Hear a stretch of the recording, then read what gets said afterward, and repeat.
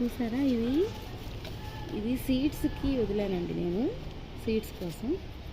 చూడండి అంత లాగా వస్తుంది మామూలుగా ఫ్రూట్. ఇదిగోండి,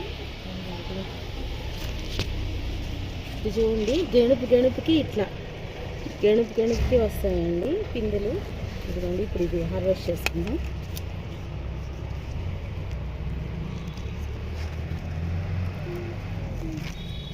చూసారా, భలే లేతగా భలే ఉంటుందండి, అసలు చేదే రాదు ఈ బీరకాయ. ఒక్కొక్కటే వస్తుంది కానీ గెణుపుకి పిందెలు వస్తాయండి, ఇట్లా వస్తాయి.